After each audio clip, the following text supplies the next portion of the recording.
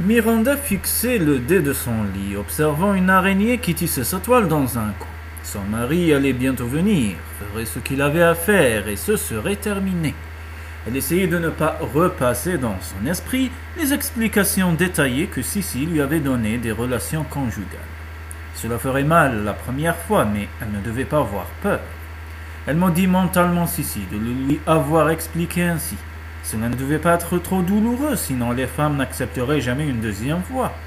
La douleur ne lui était pas étrangère. Cet acte ne pourrait blesser son corps autant que le fait de partir de chez elle avait blessé son cœur. Elle survivrait. Sissi lui avait dit aussi qu'avec certains hommes, ce n'était pas douloureux, mais de fait très agréable. Quand l'homme était aimant et doux, une femme ne rêvait de rien d'autre que d'être unie à lui. Sissi avait connu de nombreux hommes et pouvait faire des comparaisons. Comme elle n'en connaîtrait qu'un seul, que cela puisse être agréable ailleurs ne devait pas la concerner. Néanmoins, il était irritant de penser que les choses pouvaient être plus plaisantes dans un autre lit. N'avait-elle pas toujours su qu'il y avait des situations meilleures que la sienne? Et n'était-ce pas le désir fou d'améliorer sa situation qui l'avait conduite ici? Elle se remémora son dernier travail, qui consistait à aider aux cuisines d'une des grandes maisons proches de ses ailes. Elle apportait des fraises qu'elle avait cueillies au jardin, la cuisinière, quand un lourd dont elle ne connaissait pas le nom l'avait surprise dans un corridor retiré, lui avait barré le passage, lui avait souri et lui avait souhaité une bonne matinée. Elle lui avait rendu son sourire et avait cherché à le contourner, lui avait demandé son nom. Elle avait répondu poliment et avait continué à avancer vers la cuisine. Il avait été sur elle avant qu'elle ne s'en rendît compte, lui collant le dos au mur. Il avait plongé la main dans le panier de fraises qu'elle tenait devant elle et en avait porté une à sa bouche, mordant dans le fruit et laissant couler les jus sur son menton. Puis il en avait pris une autre et l'avait portée aux lèvres de Miranda, en lui demandant de la mordre. Elle avait faim et n'avait pu résister à la tentation de manger une fraise. Elle avait mangé de la main du gentilhomme, comme un animal apprivoisé. Alors il avait glissé la main sur le devant de sa robe et s'était emparé de sa poitrine. Elle était restée là, figée par le choc, tandis qu'il soupesait un de ses seins et en faisait rouler la pointe entre ses doigts, le sol. Son esprit lui avait crié qu'elle devait s'enfuir en courant, mais ses jambes l'avaient trahi et n'avaient pu bouger. Il s'était penché plus près sur elle, lui mordillant le lobe de l'oreille et lui chuchotant qu'il y avait beaucoup de façons plus faciles de gagner quelques monnaies que de faire des courses pour la cuisine. Miranda, Little Helen. Et que Miranda, il pouvait y avoir de belles robes et de charmantes colifichets pour les filles. Une fille qui savait se tenir tranquille si elle laissait tomber son panier de fraises et venait avec lui. Et à sa grande honte, elle avait été tentée. La partie d'elle-même, qui était faible, fatiguée et effrayée, lui disait qu'il avait raison. Il serait plus facile de s'allonger sur le dos et de céder. Mais il avait commencé à lui décrire ce qu'il voulait dans des chuchotis altérés. La colère avait dominé la peur. Elle avait lâché le panier, s'était enfuie de la maison, elle avait sauvé son honneur, mais perdu sa place. Et elle s'était estimée heureuse qu'il n'ait pas pris ce qu'il voulait sans discuter. Sissi l'avait prévenu, si un homme se révélait être une brute, il valait mieux ne pas résister, mais rester tranquille et le laisser finir. Ce qui la ramena à son nouvel époux. Le baiser à l'église avait été assez étrange. Il avait été agréable au début, mais vite dominateur et impossible à fuir. Elle s'imagina coincée sous lui ce soir, tandis qu'il grognerait et s'agiterait comme un étalon dans une cour d'écurie. Elle ne bougerait pas, le laisserait prendre ce qu'il voulait, peut-être cesserait-il de s'intéresser à elle et regagnerait-il sa chambre. Elle devait toutefois considérer le bon côté des choses. Quel qu'il soit, il se tenait plus propre que ce que les domestiques tenaient à la maison. Il était rasé de près, son corps sentait l'eau de Cologne, pas la sueur, son haleine était fraîche, ses dents étaient bonnes. Les avantages de la richesse, pensa-t-elle. Ces circonstances meilleures que son père souhaitaient pour elle. D'après Sissi, il était inévitable qu'elle se marie et qu'elle ait un homme dans son lit. Au moins, un homme riche serait propre et le lit serait large. Et le résultat serait le même, qu'elle ait épousé un mendiant ou un père. Un ventre gonflé, les douleurs de l'enfantement et un bébé. En moins, son nouveau mari pourrait se permettre de garder ses enfants. Elle n'aurait jamais à s'inquiéter de manger à sa faim, d'avoir un toit sur la tête ou des vêtements décents sur le dos. C'était le présent que son père lui avait souhaité. Elle devait lui être reconnaissante d'avoir été assez sensée pour se préoccuper de son avenir. Elle guetta des bruits en provenance de l'autre chambre, et ses nerfs se tendirent encore plus. Combien de temps comptait-il attendre? Il était plus de minuit, et il n'y avait toujours pas de signe de lui. Son estomac grogna, et le vide douloureux qui l'habitait lui fit monter de l'acide dans la gorge. Elle aurait dû prendre un repas, elle aurait dû faire honneur à ce misérable déjeuner de mariage. Maintenant elle était affamée autant que terrifiée, et pouvait sentir un léger lancement qui commençait derrière ses tempes. Peut-être devrait-elle sonner polie pour qu'elle lui apporte un thé, comme si la servante voudrait venir à cette heure. En outre, Miranda avait trop de sympathie pour la femme de chambre pour l'attirer de son lit chaud afin de combler des besoins dont elle aurait dû s'occuper plus tôt dans la soirée. Bien sûr, rien ne disait qu'elle ne pouvait pas prendre les choses en main elle-même. Les grandes maisons étaient toutes les mêmes. Les chambres à l'étage, les cuisines en bas et un escalier de service entre les deux. Il était possible à cette heure avancée que le duc n'ait pas l'intention de lui rendre visite. Et s'il le faisait, elle se hâterait et serait de retour avant qu'il arrive. Personne ne saurait rien. Elle entr'ouvrit sa porte et longeait le couloir sur la pointe des pieds, vers l'endroit où elle était sûre de trouver l'escalier de service. Le duc contempla son verre de cognac. Il aurait dû être en haut à cette heure, s'occupant de sa nouvelle épouse, et non dans la bibliothèque à essayer de rassembler un courage d'ivrogne. Il se versa un autre verre et le but. Ce n'était pas ainsi que la journée aurait dû se passer.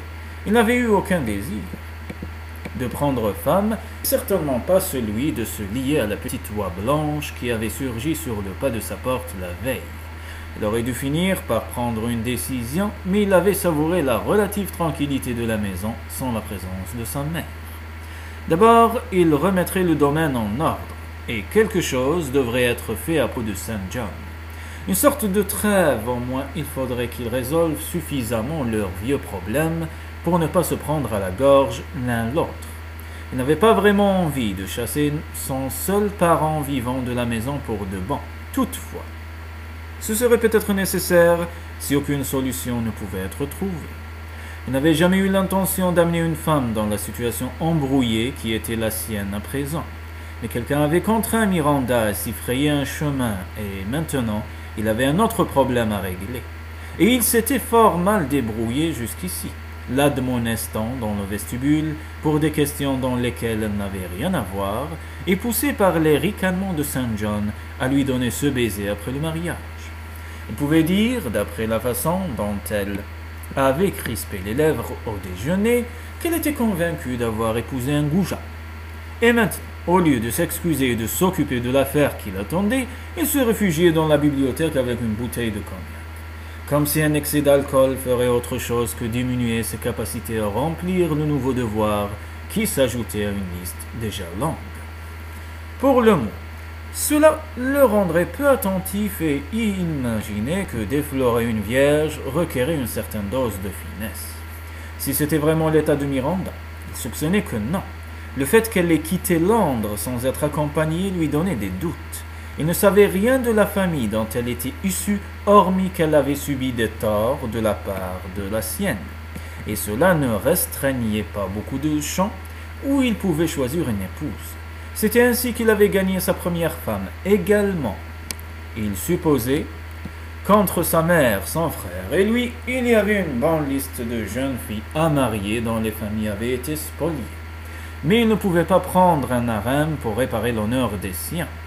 Il vaudrait peut-être mieux, songea-t-il, en faisant tourner l'alcool dans son verre, repousser la consommation du mariage en moins jusqu'à ce qu'il ait pu déterminer la raison pour laquelle sa mère avait été si encline à lui faire épouser cette femme en particulier. Il serait censé de procéder avec prudence. Mais quel plaisir en retirerait-il? Il souriait à la pensée qui s'était glissée malgré lui dans sa tête. Jeter la prudence à tout vent. Il était le frère de St. John, après tout. Il serait sans doute raisonnable de retarder la nuit de noces jusqu'à ce qu'il soit sûr de vouloir rester marié à la femme en question. Mais cela ne le satisfaisait pas. Si elle était venue chez lui dans l'espoir d'être épousée, elle devait sûrement attendre sa visite. Il reposa son verre et se dirigea d'un pas lent vers sa chambre. Si elle était honorable et que tout cela n'était qu'une horrible méprise, elle méritait la protection de son nom et devait être prête à se soumettre gracieusement à son nouvel époux. Elle avait eu amplement l'occasion d'arrêter cette farce de mariage au début, mais elle n'avait rien dit. Elle n'avait à présent aucune raison de se récrier devant la conclusion inévitable de la journée. Mais si elle était une catin qui lui avait été imposée par une combinaison de mauvaise fortune et du désir de sa mère de se racheter, alors il pourrait profiter des faveurs de sa femme, sachant qu'il ne prendrait pas des libertés qu'elle n'avait pas déjà accordées ailleurs. Et quand il découvrirait la vérité, il la rejetterait à la rue, avec armes et bagages, en se moquant de sa réputation. Elle pourrait crier et pleurer tant qu'elle voudrait, mais sans licence de mariage. Il n'y avait pas de mariage, il n'était pas lié par un contrat légal, et ce ne serait pas une femme éplorée et un pasteur se tordant les mains qui le persuaderait de la garder. Cela dit, le moyen le plus rapide de découvrir son honneur ou son manque d'honneur était de passer à l'action. En voyant la jeune fille nue, il pourrait constater si elle avait un ventre bourgeonnant ou si elle manquait de pudeur. Mais si elle était innocente, alors il lui faudrait manigancer un plan. Il arriva à sa chambre et s'arrêta, la main sur la poignée de la porte. Comment arranger les choses au mieux? Dans sa chambre ou dans celle de Miranda? Dans celle de la jeune fille, se dit-il. Ainsi, quand ce serait fini, elle pourrait avoir le réconfort de la familiarité pour autant qu'elle se sente chez elle après un séjour de 24 heures. Habillée ou déshabillée? Dévêtue serait plus facile, décida-t-il. Il y avait certainement du plaisir à se découvrir lentement, mais peut-être, dans ce cas, la rapidité serait-elle préférable? Dévêtue donc. Mais jusqu'à quel point? Pas entièrement, il ne pouvait arriver nu dans sa chambre. Si elle était vierge, il ne pouvait savoir quelle information elle avait reçue sur les relations conjugales. Se montrer nu et complètement excité n'était pas une façon de donner des leçons d'anatomie. Peut-être en cet instant était-elle assise très correctement dans son lit, dans sa meilleure chemise de nuit, et portant sa coiffe attendant son époux. Cette pensée le fit sourire.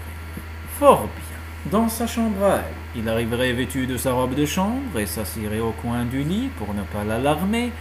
Il discuterait, puis il se rapprocherait d'elle, il lui prendrait la main pour la rassurer, et il s'emparerait de ses lèvres.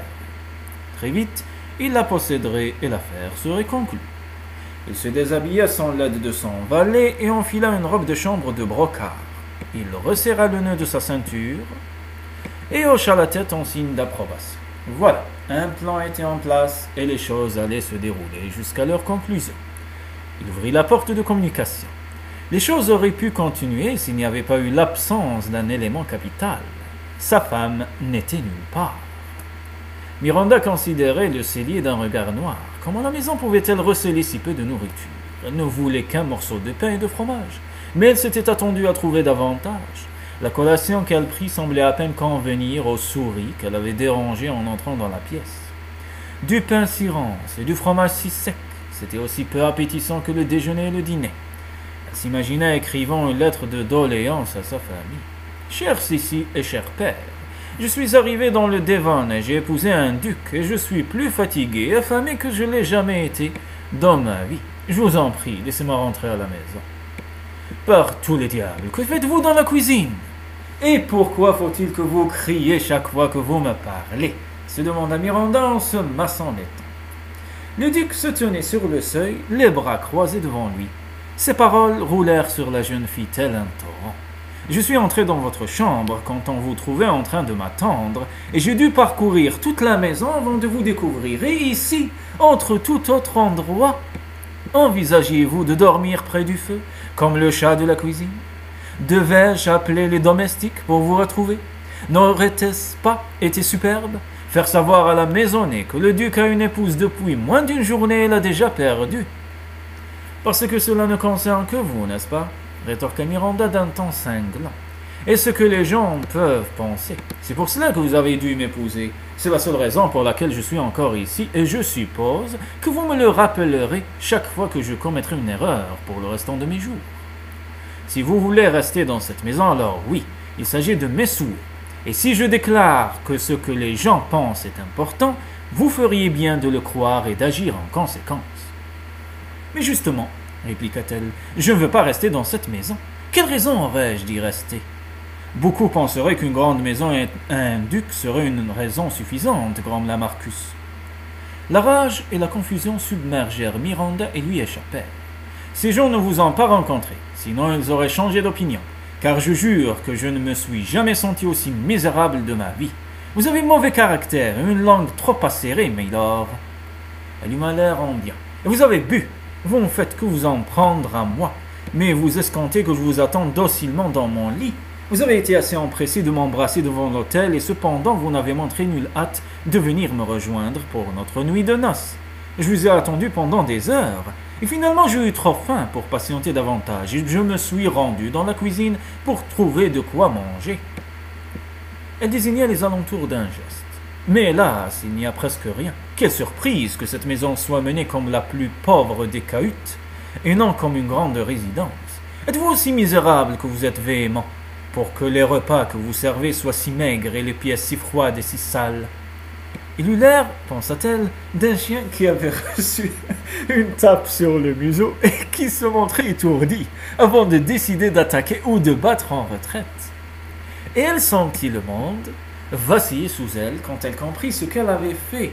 Le duc d'Offlave n'était pas du genre à tourner bride et à s'enfuir. « Si ce que vous ressentez, madame, dit-il d'une voix glacée, alors je devrais peut-être vous renvoyer à Londres. » Miranda mesura qu'elle était allée trop loin. Elle avait manqué à son père, elle avait manqué à Sissi, elle avait mis le duc en fureur, et elle n'avait nulle part où aller. La pièce se mit à tourner autour d'elle. Sacrebleu! Marcus la vit qui commençait à s'affaler et se jeta en avant pour la rattraper avant qu'elle heurte le sol. Qui aurait pensé, après une telle alagarade, qu'elle allait se pâmer? Puis il attira son corps à lui et eut la réponse. La pauvre enfant n'avait que la peau sur les os. Elle n'avait pas exagéré en déclarant qu'elle avait froid, qu'elle était fatiguée et affamée. Elle ne faisait que dire la vérité sur l'hospitalité catastrophique qu'il lui avait offerte. Il passa une main sous ses genoux et la souleva dans ses bras, surpris qu'en dépit de sa haute taille, elle soit si légère. Elle se débattit faiblement contre sa poitrine et murmura « Reposez-moi par terre !» « Et vous laissez tomber en tas sur le sol? Certainement pas. » Elle s'engagea dans l'escalier et se dirigea vers leur chambre. Quand Miranda s'avisa de la direction qu'il prenait, elle lutta contre lui, mais il la serra plus fort. « Non, je vous en prie. » Il perçut le frisson violent qui lui traversait le corps comme il franchissait le seuil de sa chambre. Il contempla avec stupeur le sommet de sa tête, essayant d'y voir clair dans le labyrinthe que cette femme devait appeler son cerveau, et supposa qu'il comprenait. « Ne craignez rien, madame. La nécrophilie ne fait pas partie de mes nombreux vices. Je n'ai pas l'intention de vous traîner inconsciente jusqu'à votre lit et de m'imposer à votre corps sans vie. » Il la déposa sur le lit et elle se pelotonna, ses poings serrés pressés sur son visage. Marcus la contempla à la lueur du feu, surpris de ce qu'il vit. Elle était étonnamment mince et les flammes jetaient des ombres dans les creux qui soulignaient ses yeux et ses pommettes. Sa chemise de nuit n'était pas la délicate pièce de trousseau qu'il s'attendait à découvrir. Elle était en coton épais, reprisée maintes fois et un peu trop courte pour elle. Il écarta les mains de Miranda de son visage et les considéra frottant doucement ses paumes de ses pouces. Elles étaient rugueuses, marquées par des cales et des ampoules fraîches, ainsi que par des coupures et des cicatrices témoignant d'une personne qui savait ce que c'était que de travailler pour gagner sa vie. Il la lâcha et elle cacha ses mains, le regardant avec horreur et guettant sa réaction. « Je vais vous envoyer Polly avec de la nourriture, dit-il à l'avenir. Ne craignez pas de demander ce que vous voulez, que ce soit un but supplémentaire dans le feu. Rien de maman. Ou un repas, je vais rejoindre ma chambre maintenant et n'attendrai rien d'autre de vous que vous vous reposiez et repreniez des forces avant de prendre quelque décision que ce soit. Bonne nuit, Miranda. » Il ferma doucement la porte derrière lui. Quel oiseau rare elle était, prête à s'élancer au cœur de la tempête en battant des ailes pour s'en défendre. Il avait mauvais caractère et une langue acérée, avait-elle dit. Il sourit et s'assit à son bureau.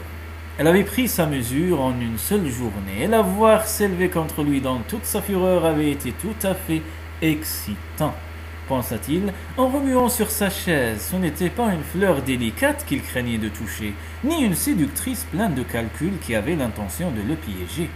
Cette femme avait du feu dans le sang, et se moquait totalement de lui ou de son titre. Et si la colère et la passion avaient parti liées, alors peut-être que le temps était venu pour ce mariage, qu'il en était même plus que temps. Bien sûr, il lui faudrait réparer certains des dommages qu'il avait causés durant ces derniers jours. S'il espérait qu'elle vienne à lui de son plein gré, il devait être prudent. C'était ce genre de pensée qui l'avait conduit au désastre de son premier mariage. Avec Bethany, cela avait été sa douce nature et sa beauté éblouissante qui lui avaient permis de l'enrouler pieds et poings liés dans sa toile, avant d'aspirer tout l'espoir qu'il avait en lui. Cette femme-ci pouvait y arriver par la simple force de sa volonté, le séduisant par sa passion, le rendant faible du désir de la satisfaire. Il lui fallait savoir d'où elle venait avant de s'être abattue sur lui sans qu'il soupçonne rien. Pourquoi elle était endurcie par le travail? Quel tort sa mère lui avait causé? Il réfléchit un moment, puis décida d'agir, prenant une plume et du papier sur son bureau. « Très chère Miranda », il froissa la feuille et la jeta dans le feu. Comment devait-il commencer une lettre à une épouse qui était une complète étrangère pour lui? « Miranda, un peu froid peut-être, mais adéquat. Je pense qu'il vaut mieux, après cette nuit, que nous procédions avec prudence dans le voyage qui nous attend. Vos perceptions sont exactes. Je ne vous aurais pas choisi si la situation ne m'avait été imposée par mon honneur, tout comme vous n'auriez pas recherché ma compagnie sur la base de ma conduite de ces 2 derniers jours. Mais cela ne signifie pas que notre union soit impossible. Parfois cela renforce un mariage de voir le pire d'abord et de trouver ensuite la douceur du bonheur.